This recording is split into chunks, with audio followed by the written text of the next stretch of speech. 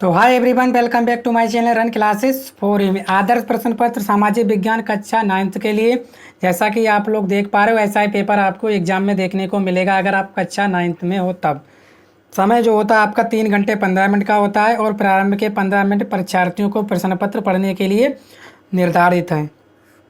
ये प्रश्न पत्र 2 खंडों आ बा में विभाजित है। खंड आ में 20 अंक के बहुविकल्पीय प्रश्न है। खंड गा में 50 अंकों का है। इसमें वर्णनात्मक 1, वर्णनात्मक 2 एवं मानचित्र संबंधी 2 प्रश्न है। विश्व का मानचित्र और खा भारत का मानचित्र है। प्रत्येक प्रश्न के लिए निर्धारित अंक उनके सम्मुख अंकित हैं। दिए गए मानचित्र को उत्तर पुस्तिका में मजबूती के साथ संकलन करना है। ठीक है, खंड आ करेंगे हम लोग बहुविकल्पीय प्रश्न। ठीक है ना, जब भी आपका पेपर हो। ठीक है, तो चलिए हम देखते हैं आज के बहुविकल्पीय प्रश्न। साथियों, आप लोग कमेंट बॉक्स में कमेंट करके जरूर बताइएगा कि सर मेरे पेपर जो हैं कितने तारीख से जो है शुरू हैं। जिस तारीख से आपको शुरू पेपर है उसी हिसाब से मैं आपके लिए लेकर आऊँगा। ठीक है, आपकी तैयारी के लिए, जिससे आपको जो है पूरे में से पूरे नंबर आपके आ पाएँ 70 में से 70। तो आप लोग कमेंट बॉक्स में कमेंट करके ज़रूर बताइएगा कि सर मेरे पेपर इस तारीख से स्टार्टिंग है। कमेंट बॉक्स में बता दीजिएगा और ये भी बता दीजिए कि मेरी स्कीम का जो शेड्यूल है ये इस तरह से आप बताइए कमेंट में कि मेरा 11 तारीख को अगर हिंदी का है तो हिंदी का, 13 को अगर अंग्रेजी का है तो अंग्रेजी का। इस तरह से आप मुझे कमेंट बॉक्स में कमेंट करके बता दीजिएगा। अगर आप मुझे व्हाट्सअप पे करना चाहते हो तो कर दीजिए, ये वाला नंबर है। ठीक है, इस पर आप हम लोग व्हाट्सअप भी कर सकते हो। आपके पेपर जो हैं कब से हैं इसका स्कीम आप लोग हमें शेयर कर सकते हो। ठीक है, जिसके पेपर हो चुके हैं वो अपने पेपर जो है हमें इसी नंबर पर शेयर कर सकते हो, जिससे हमारे साथियों को हेल्प मिल सके। ठीक है, चलिए शुरू करते हैं हम बिना किसी देरी के। तो पहला प्रश्न है आपकी कि जो है कि रूस की 1917 की अक्टूबर क्रांति का क्या परिणाम हुआ। जाराशाही और सशक्त हुई। जाराशाही का अंत हो गया। 2 दलीय राजनीतिक व्यवस्था लागू की गई।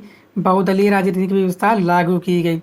तो रूस की 1917 की अक्टूबर क्रांति का क्या परिणाम हुआ, तो इसमें आपको ये बताना है। ठीक है, तो क्या हुआ था, तो इसमें ये होता जारशाही का अंत हो गया था। ठीक है, जब रूस की 1917 की अक्टूबर क्रांति हुई थी तो उसमें जारशाही का जो है अंत हो गया था। ठीक है, दूसरा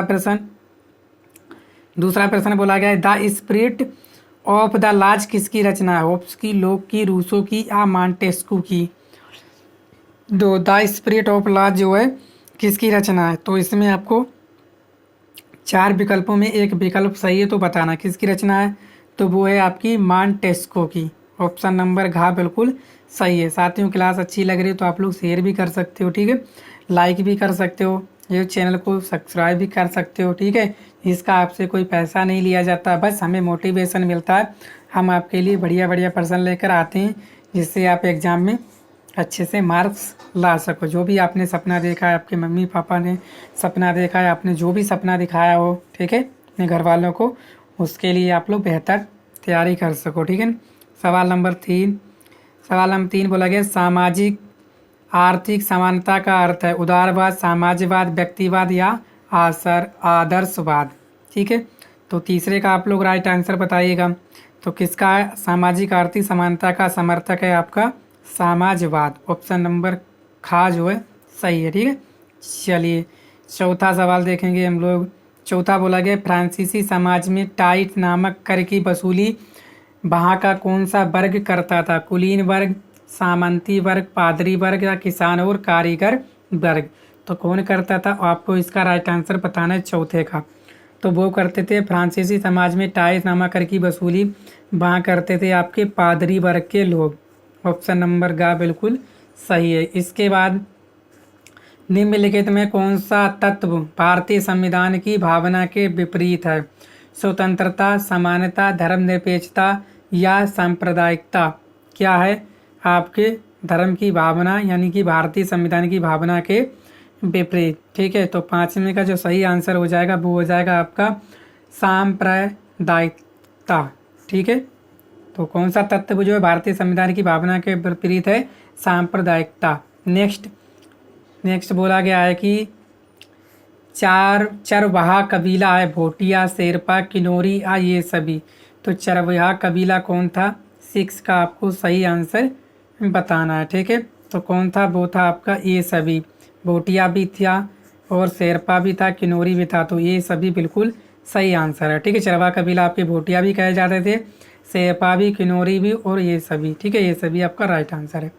इसके बाद आपको बताना है कि मार्सिले क्या है। इंग्लैंड का राष्ट्रीय गीत, फ्रांस का राष्ट्रीय गान, जर्मनी का राष्ट्रीय गान, रूस का राष्ट्रीय गीत।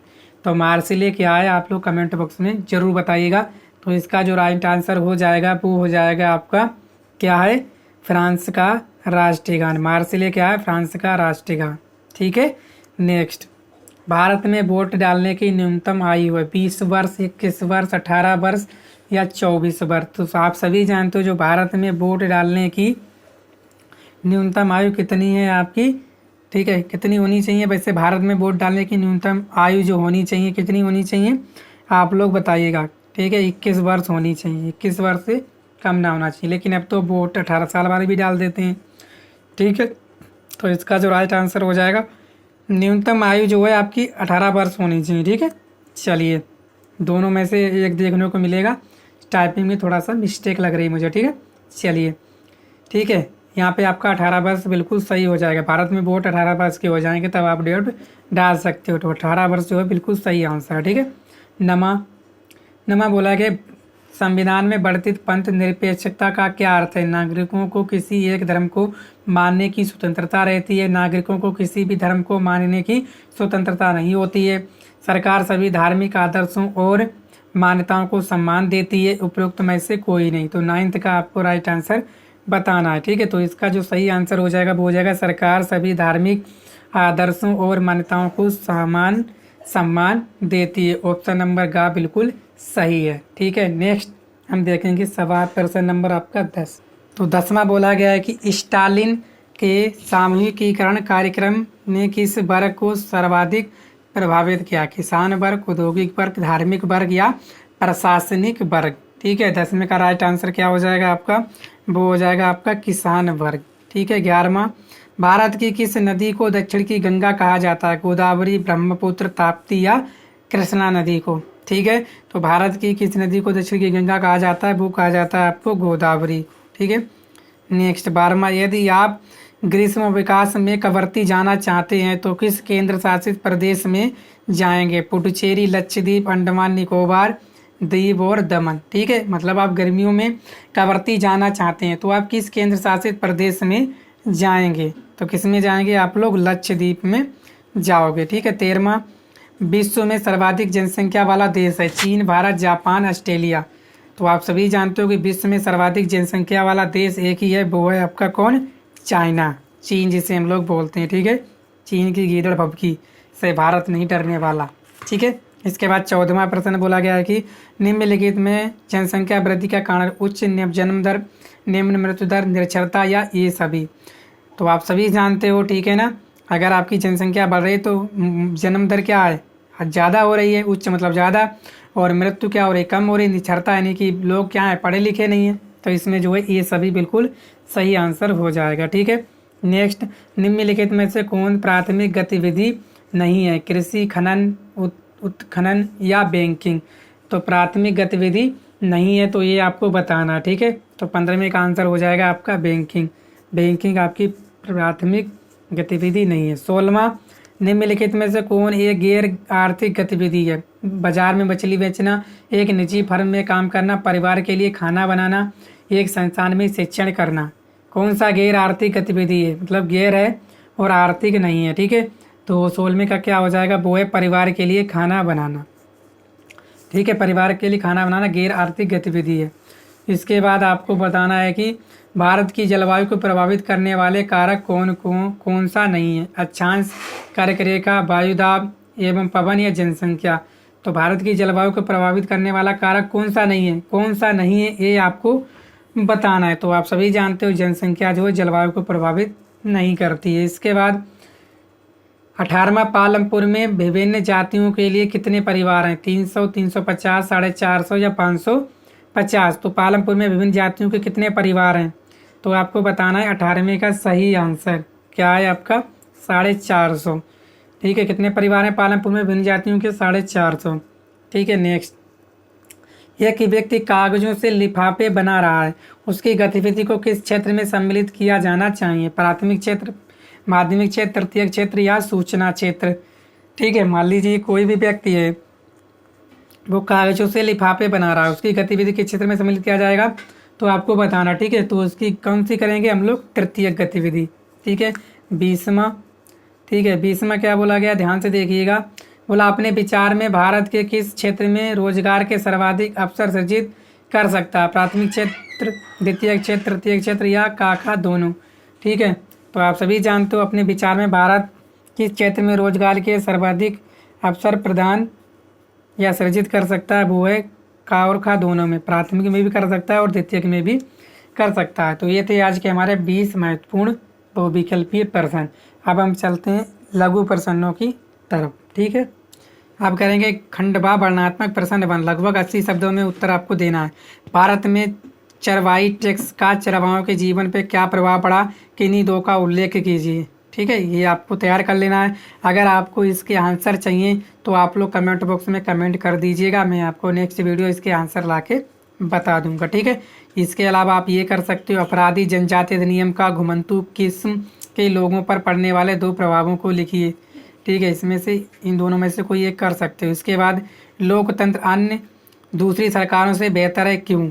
ठीक है, अथवा में ये कर सकते हो, किसी भी देश की लोकतांत्रिक शासन व्यवस्था के लिए संविधान क्यों आवश्यक है, उन कारणों का जो आपकी दृष्टि में अति आवश्यक है। उन कारणों का आपको उल्लेख करना है जो आपकी दृष्टि में अति आवश्यक है। इसके बाद 3 नंबर प्रश्न, वनस्पति का क्या अर्थ है, भारत की प्राकृतिक वनस्पति आज कितनी प्राकृतिक है, ये वाला प्रश्न तैयार कर सकते हो। इसके अलावा अथवा में आपको ये आता है कि भारत को उपमहाद्वीप की संज्ञा क्यों दी जाती है, आप तैयार कर लीजिए। ठीक है, इसके बाद चौथा प्रश्न, भूमि, श्रम, भौतिक पूंजी और मानव पूंजी में से किसे आप सबसे अच्छा समझते हैं और क्यों।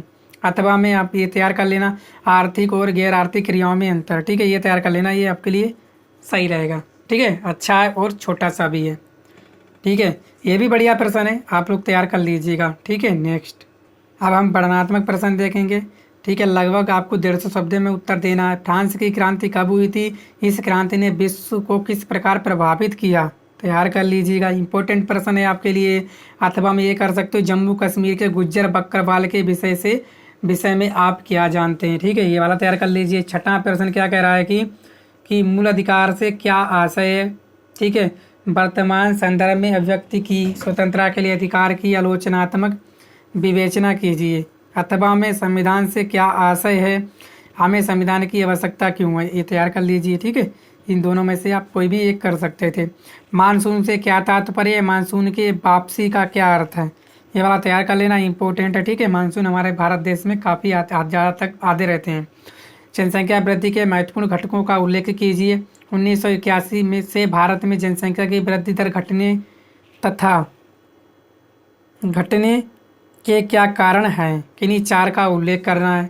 ठीक है, ये वाला कर लीजिए। इसके बाद हरित क्रांति का क्या अर्थ है, भारत को खाद्यान्न में आत्मनिर्भर बनाने में हरित क्रांति का क्या योगदान है, स्पष्ट कीजिए। अथवा में ये कर सकते हो, मानव पूंजी निर्माण का अर्थ व महत्व समझाइए। ठीक है, इन प्रश्नों को तैयार कर लीजिए, आपके लिए अति महत्वपूर्ण है। इसके बाद आप लोग मानचित्र कार्य, ठीक है, मानचित्र द्वारा चिन्ह नाम सहित आपको दर्शाना है और अंकन करना है। इसके लिए आपको आधा नंबर है। क्या मित्र राष्ट्र में सम्मिलित किसी एक देश का नाम आपको बताना है। केंद्रीय शक्ति में सम्मिलित किसी एक देश का नाम तैयार कर लीजिए। भारत में उस राज्य का नाम जहाँ गुज्जर बकरवाल समुदाय के लोग रहते हैं, इसे तैयार कर लेना आप लोग। अफ्रीका का वह क्षेत्र जिसे मसाई लैंड कहा जाता है। ठीक है, अगर आपको ना आता तो कमेंट बॉक्स में कमेंट करके बता दीजिए, तो मैं आपको इसका सोल्यूशन भी दे दूंगा। ठीक है ना भाई। शाहजहाँ 1789 की क्रांति के समय फ्रांस की राजधानी थी। ठीक है, इसके बाद आपको ये करना, भारत में रेखा मानचित्र में निम्नलिखित दर्शाइए। ये वाला चिन्ह से दर्शाना है कि भारत के पश्चिमी घाट से पूर्वी घाट तक बहने वाली एक नदी का नाम आपको इस चिन्ह से दर्शाना है। राजस्थान के मरुस्थल का नाम लिखकर आपको ये वाला चिन्ह दर्शाना है। ठीक है, इसके बाद भारत के पूर्वी तट पर स्थित एक बंदरगाह को इस चिन्ह द्वारा नाम सहित आपको दर्शाना है। इसके बाद उत्तर प्रदेश की राजधानी को आपको इस डॉट के चिन्ह द्वारा दर्शाना है। इसके बाद आपको गुजरात में स्थित खाड़ी का नाम इस तीर से आपको दर्शाना है। तो उम्मीद करता हूँ आप लोग समझ पाए होंगे। तो आप लोग वीडियो को शेयर करना, अगर आपको इसके सलूशन चाहिए तो सलूशन मिल जाएंगे। ठीक है, आपके जिस भी क्षेत्र में रहते हो, ठीक है, किसी भी ज़िले को, तो आप लोग कमेंट करके जरूर बताएंगे कि सर हमारे पेपर जो इस तारीख से शुरू हैं, उसी हिसाब से मैं आपके लिए महत्वपूर्ण प्रश्न लाऊंगा और आप लोग तैयार कर लीजिएगा जिससे आप एग्ज़ाम में अच्छे मार्क्स ला सको। ठीक है, मिलते हैं नेक्स्ट वीडियो में। Thank you.